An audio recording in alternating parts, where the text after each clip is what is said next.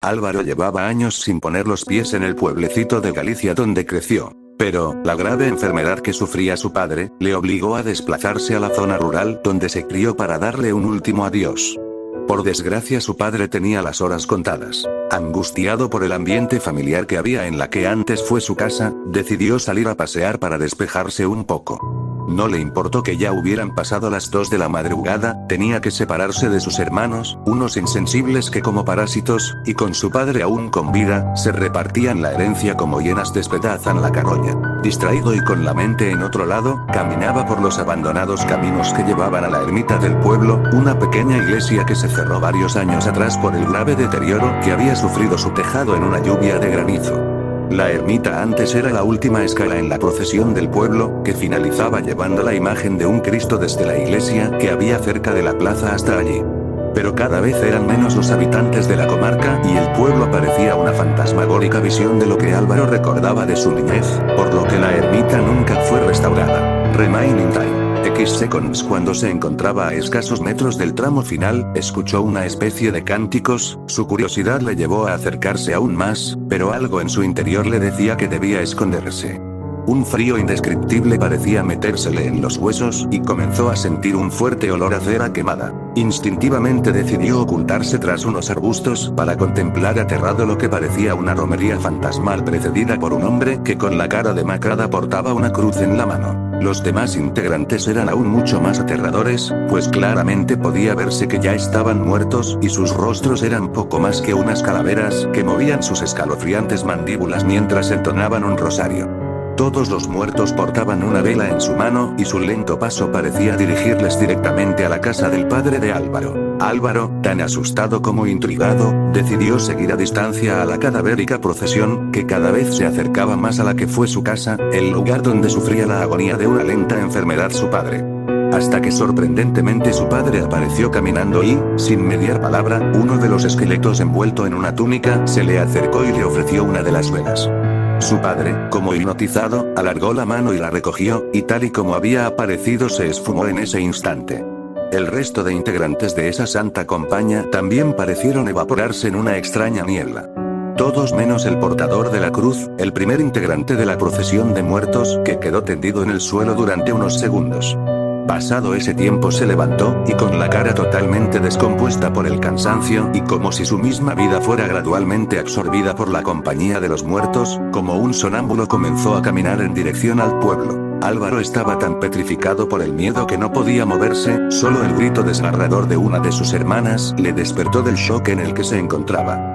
Casi sin darse cuenta había caminado siguiendo a la santa compañía hasta escasos metros de la casa de su padre, y el grito confirmó sus más temidas sospechas. La procesión de muertos había venido a reclamar el alma de su padre. Corrió tan rápido como pudo hasta la habitación donde yacía su padre ya sin vida, prácticamente toda la familia se encontraba con él en el momento que su alma abandonó su cuerpo. Álvaro entendió en ese momento que la imagen que vio de su padre no era más que su alma uniéndose a una santa compañía con la que vagaría eternamente reclamando el alma de otros moribundos. Nota: la Santa Compañía es una de las leyendas urbanas más conocidas y escalofriantes de la tradición oral española.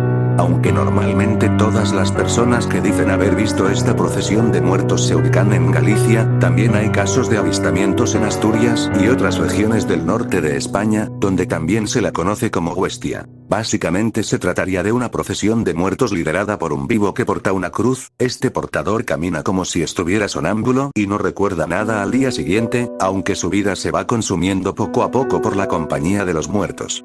Solo si encuentra a otro vivo capaz de ver a la Santa Compañía, y le entrega su cruz, se liberará de la maldición que noche tras noche le obliga a liderar la comitiva de difuntos.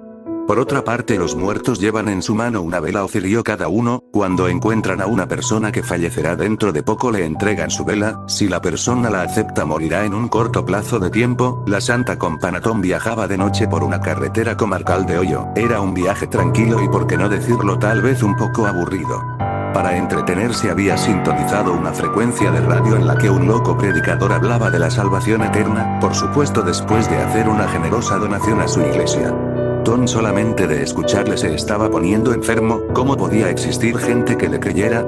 ¿No estaría prohibido vender productos falsos como las astillas de la cruz de Cristo o las lágrimas de la Virgen María? Estaba tan indignado que casi no se dio cuenta de una jovencita que caminaba por el arcén de la carretera y le hacía gestos para que se detuviera. Casi frenando en seco, Tom detuvo su vehículo pocos metros por delante de la chica. Cielo, ¿cómo se te ocurre caminar sola a estas horas con el frío que hace? He estado a punto de llevarte por delante con mi coche, dijo Tom mientras reducía el volumen de la radio. Gracias por detenerse, señor, tengo mucha prisa porque mi bebé me está esperando, se me ha hecho de noche y nadie se ha detenido para ayudarme, usted debe ser la tercera persona que veo en media hora y el primero que me ayuda. No te preocupes, si no me desvía mucho del camino te acercaré a tu casa. Tom no acostumbraba a recoger autoestopistas y probablemente si no hubiera estado tan absorto con el programa de radio que escuchaba no se hubiera arriesgado a detener su vehículo para ayudar a una desconocida. En todo caso, al ver la cara de preocupación de la que parecía casi una niña y escuchar la historia de que debía reunirse con su bebé se conmovió. Hola, me llamo Tom, no sé cómo no te has congelado en una noche como esta, le dijo mientras le ofrecía una sonrisa. Muchas gracias Tom, soy Sarah, no tenía previsto caminar hasta tan tarde, realmente no estoy lejos de casa, solo hay que llegar al próximo puente que está a un par de kilómetros, allí está mi bebé esperándome. Tom no se atrevía a preguntarle la edad a la chica, le había dejado impresionado que nombrara 2 veces a su bebé, pues no aparentaba tener más de 14 o 15 años. Fijándose un poco en las ropas de Sarah, se dio cuenta que probablemente perteneciera a algún tipo de congregación Amish porque sus holgadas vestimentas parecían casi sacadas del siglo pasado. Estaba confuso y no sabía qué tema de conversación sacar, pues aunque se moría de ganas de comentar con alguien las estupideces que pregonaba en su discurso el predicador, sabía que los Amish eran bastante religiosos y lo que menos pretendía era incomodar a la chiquilla. Casi sin darse cuenta se creó un incómodo silencio que duró un par de minutos hasta que... «Es aquí», dijo la chica al acercarse al puente que le había mencionado antes. Tom redujo la velocidad del vehículo hasta que, como por arte de magia, al situarse sobre el puente, el coche se detuvo solo. Las luces, la radio y la calefacción se apagaron y por más que trataba de arrancar nuevamente le resultaba imposible. Y entonces sintió algo a su izquierda. Era como si todos los animales que habitan la noche se hubieran puesto de acuerdo para hacer un silencio absoluto, no se escuchaba nada, ni tan siquiera el viento mover las hojas de los árboles cercanos. Cuando de repente un suave llanto se empezó a oír, era como un susurro que cada vez se hacía más fuerte. Bajó la ventanilla para escuchar mejor y cuando se dio la vuelta vio que la chica ya no estaba en el asiento del copiloto. Era verdaderamente extraño, porque no había escuchado abrirse o cerrarse la puerta de su acompañante, también le resultó raro que se fuera sin despedirse, pues se había mostrado muy educada durante los escasos minutos que la había conocido. Pero lo que verdaderamente le atormentaba era ese llanto que cada vez era más intenso, como el de un bebé que lleva desatendido horas. Bajó del vehículo y se acercó al borde del puente donde parecía que se escuchaba con mayor intensidad. No había duda, provenía de debajo del puente. Tom no era un hombre valiente, pero se encontraba como hipnotizado por los quejidos de lo que parecía un bebé. Pensó que tal vez Sarah había bajado a atender a su hijo y por eso, con las prisas, no se había despedido, así que regresó a la entrada del puente y bajó al río por uno de los laterales. Descendió hasta encontrarse cerca del río, el lugar del que parecía provenir el llanto. Misteriosamente, y aunque no podía ver nada, cada vez podía escuchar con más claridad el lamento del bebé. Era extraño porque parecía provenir de las aguas, y por más que miraba junto a su lecho no podía ver nada, pero entonces lo sintió. Como si una fría aguja de hielo se clavara en su espalda, le sacudió un escalofrío que le dejó prácticamente petrificado.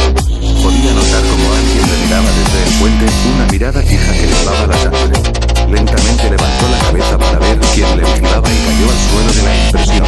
Colgando del puente se encontraba el cadáver de Sarah, que parecía haberse ahorcado con una cuerda atada a la barandilla del puente. Sus fríos ojos de muerta le miraban fijamente, su rostro tenía una extraña mueca de dolor y su boca parecía desencajada, pero lo más aterrador estaba por llegar. Porque aunque Sarah parecía llevar varios días muerta en el lugar, empezó a moverse. Un brazo se extendió y con un dedo señaló el lecho del río. Tom aún desde el suelo estaba tan petrificado por el miedo que no se atrevía a moverse, pero como la luz atrae a los insectos nocturnos, casi sin poder evitarlo giró su cabeza hasta mirar al lugar donde apuntaba el dedo en descomposición de Sarah. En el agua podía verse el cuerpo de un recién nacido flotando boca abajo.